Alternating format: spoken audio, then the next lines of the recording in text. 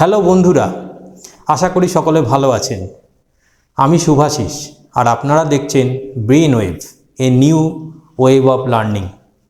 এখানে আপনারা বিভিন্ন ধরনের এডুকেশনাল কন্টেন্ট পেয়ে থাকেন, যেমন বর্তমানে আপনারা কম্পিউটার অ্যাপ্লিকেশন এবং ম্যাথ এই দুটি সাবজেক্টের কন্টেন্ট পাচ্ছেন। বেশি কথা না বলে চলুন শুরু করা যাক।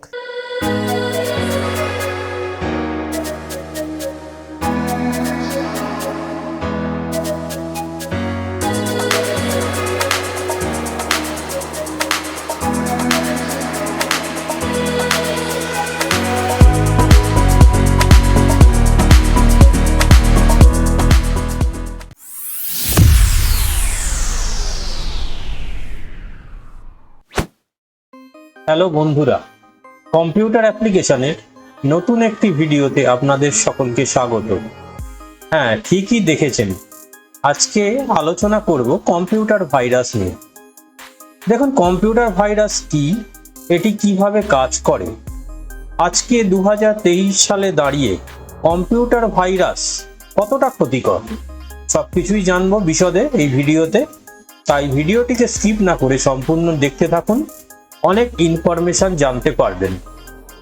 তার আগে সকলের কাছে একান্ত অনুরোধ, চ্যানেলটিতে নতুন হয়ে থাকলে চ্যানেলটিকে অবশ্যই সাবস্ক্রাইব করবেন, আর ভিডিওটি ভালো লাগলে অবশ্যই ভিডিওটিকে একটি লাইক করবেন, আর কমেন্ট বক্সে জানাবেন যে আপনাদের ভিডিওটি কেমন লেগেছে আর কি ধরনের ভিডিও দেখতে চান, সেটিও আমাকে কমেন্ট বক্সে কমেন্ট করে জানাবেন। চলুন শুরু করা যাক। Computer virus.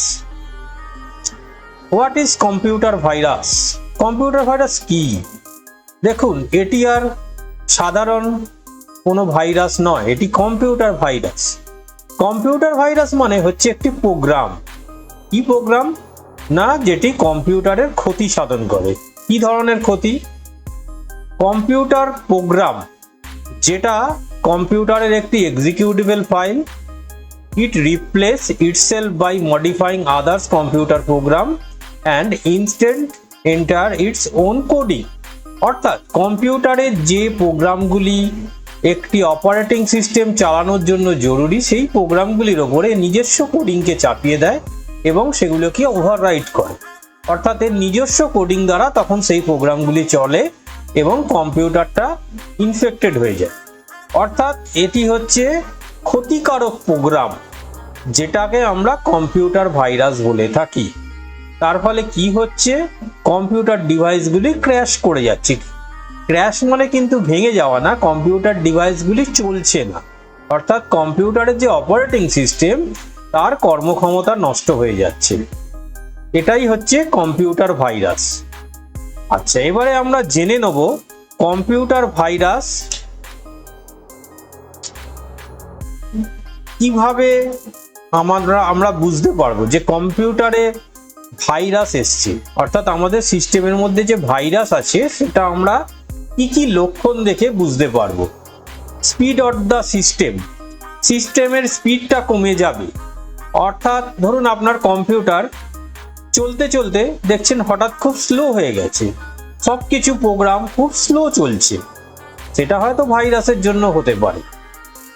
Pop up window, কাজ করতে করতে দেখছেন যে আপনার স্ক্রিনের উপরে বিভিন্ন ধরনের অ্যাড চলে আসছে, বিভিন্ন পপ আপ উইন্ডো চলে আসছে, বিভিন্ন গেমের লিঙ্ক চলে আসছে, বিভিন্ন সাইটের লিঙ্ক চলে আসছে। এটা কিন্তু ভাইরাসের কারণে হতে পারে। সেলফ এক্সিকিউশন অফ প্রোগ্রাম, দেখুন এটা কি?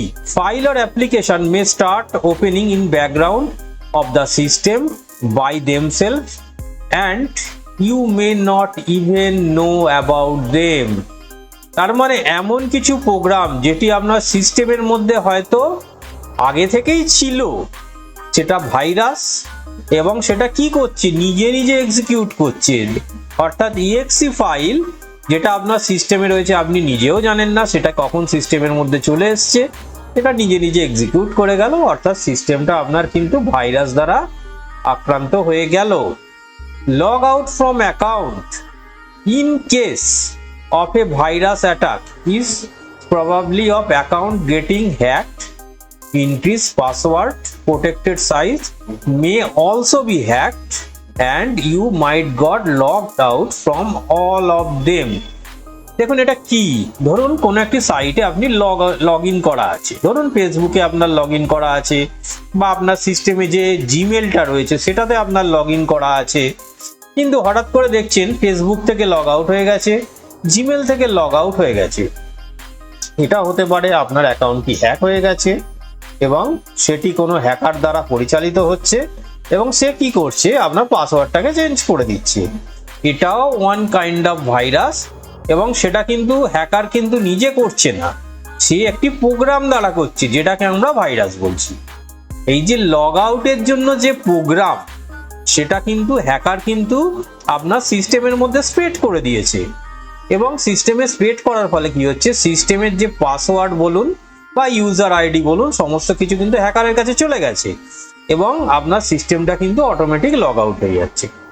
Crashing of the device, in most cases if the virus spread in maximum files and programs, there are chances that the entire device may crash or stop working। যেটা বলছিলাম, যদি virus আপনার সিস্টেমের মধ্যে অর্থাৎ কম্পিউটার সিস্টেমে স্প্রেড করে যায়, তাহলে কিন্তু আপনার ডিভাইস ক্র্যাশ করে যাবে। ক্র্যাশ মিনস অপারেটিং সিস্টেমটা ক্র্যাশ করে যাবে, যার ফলে কিন্তু কোনো হার্ডওয়্যারই প্রপারলি কাজ করবে না।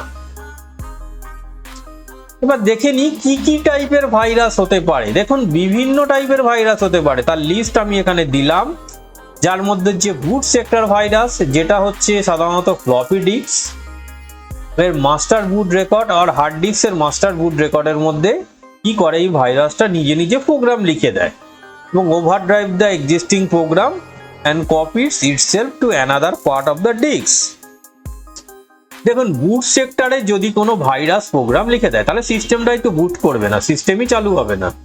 তা সেটাই করে এই ভাইরাসটা, প্রথমে বুট সেক্টরে লেখে এবং বাকি যে আপনার সেক্টরগুলো রয়েছে, ফ্লপি ডিস্ক বলুন বা হার্ড ডিস্ক বলুন, সেখানে আস্তে আস্তে স্প্রেড করে যায়। Direct action virus, when a virus attached itself directly to a exe or .com file and entered the device while its execution is called a direct action virus। ধরুন আপনি একটা exe file একটা download করেছেন, কোনো একটা software বা কোনো একটা প্রোগ্রাম বা .com ফাইল, এটাকে আপনি যখন সিস্টেমে এক্সিকিউট করছেন, তার মধ্যেই হয়তো ইনবিল্ড একটা ভাইরাস রয়েছে, যেটা কি করছে, আপনার মেমোরির মধ্যে ইনস্টল হয়ে যাচ্ছে। মেমোরি মানে কিন্তু এখানে প্রাইমারি মেমোরির কথা বলছে, এখানে প্রাইমারি মেমোরির মধ্যে এটি অটোমেটিক রান করছে ওই প্রোগ্রামটির সঙ্গে। ইট কিপস ইটসেলফ হিডেন, এটা কিন্তু হিডেন, আপনি দেখতে পাচ্ছেন না যে রান করছে প্রোগ্রামটা। It is also known as non resident virus, অর্থাৎ এটিকে আপনি দেখতে পাচ্ছেন না, সেই জন্য নন রেসিডেন্ট ভাইরাস বলছে। Resident virus, a virus which saves itself in the memory of the computer and then infects other files and programs when its originating program is no longer working। অর্থাৎ যখন এটি in fact করছে, তাহলে আপনার সিস্টেমে কিন্তু ওইটার রিলেটেড কোনো প্রোগ্রাম যেগুলো কিন্তু আর এক্সিকিউট করবে না, চলবে না। This virus can easily infect other file because it is hidden in the memory and is hard to be removed from the system। অর্থাৎ কি হচ্ছে, সিস্টেমের যাবতীয় প্রোগ্রামগুলির মধ্যে এটি কিন্তু ছড়িয়ে যাচ্ছে এবং এটি কিন্তু হিডেন অবস্থায় থাকছে। মাল্টি-পার্টাইট virus, a virus which can attack both boot sector and executable file। দেখুন বুট সেক্টর ভাইরাসে আপনার সিস্টেম চলবে না এবং এক্সিকিউটেবল ফাইল যেগুলো হচ্ছে আপনার সিস্টেমে রান করছে, সমস্ত কিছুর ওপর এটি অ্যাটাক করে, এবং এটি যদি অ্যাটাক করে সিস্টেমে, তাহলে আপনার সিস্টেমে কিন্তু সাইবার ক্রাইম বা সাইবার থ্রেট হতে পারে, অর্থাৎ হ্যাকাররা আপনার সিস্টেমকে দখল করে নিতে পারে। Override virus, one of the most harmful virus. এটা কি করছে, রিপ্লেস করে দিচ্ছে আপনার প্রোগ্রাম কোডগুলিকে, আপনার যে প্রিভিয়াস যে program code, original program code, তার উপর কিন্তু নিজস্ব কোডকে চাপিয়ে দিচ্ছে এবং সিস্টেমের মধ্যে এক্সিকিউট করছে। Polymorphic virus, spread through spam or infected website the polymorphic virus are file infector which are complex and are tough to detect.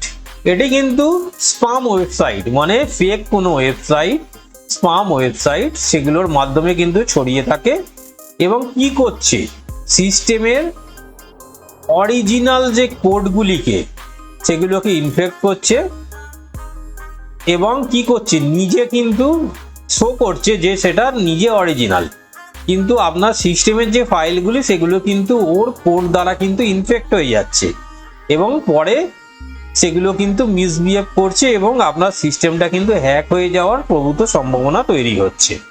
এবার আসছে ফাইল ইনফেক্টর ভাইরাস। কি করছে এটা, আপনার সিস্টেমের যাবতীয় ফাইল সেগুলো কিন্তু ইনফেক্ট হয়ে যাচ্ছে। এগুলো কি হচ্ছে, হয় এক্সিকিউটেবল ফাইল হয়ে যাচ্ছে বা গেমস সেগুলো ইনফেক্টেড হয়ে যাচ্ছে বা ওয়ার্ড প্রসেসর এগুলো কিন্তু ইনফেক্টেড হয়ে যাচ্ছে। অর্থাৎ আপনি যখন সেই প্রোগ্রামগুলিকে সিস্টেমে রান করছেন তখন কিন্তু আপনার সিস্টেমটা ইনফেক্টেড হয়ে যাচ্ছে। Space filter virus, it is a rare type of virus which fills in the empty space of the file of the virus। কি করছে, আপনার ফাঁকা জায়গাগুলিতে এই ভাইরাসটা কি করছে, নিজস্ব কোড দ্বারা ভর্তি করে দিচ্ছে। It is known as cavity virus. It will neither affect the size of the file nor can be deleted easily। এটা কি করছে, আপনার স্পেস গুলো ভর্তি করে দিচ্ছে, আপনার সিস্টেমে যে ফাঁকা স্পেস আছে সেই এমটি স্পেস গুলোকে ফিল আপ করে দিচ্ছে, ফলে আপনার সিস্টেমটা কি হবে, ওভারফ্লো হয়ে যাবে, ডিস্কটা ওভারফ্লো হয়ে যাবে এবং আমার সিস্টেমটা কিন্তু ক্র্যাশ করে যাবে, অর্থাৎ ডিস্কে কোনো জায়গা থাকবে না এবং এই আপনি সেই ভাইরাসগুলো দেখতেও পাবেন না এবং রিমুভও করতে পারবেন না। মাইক্রোভাইরাস, এ virus written in the same micro language is used in the software program and infects the computer if a word processor file is opened।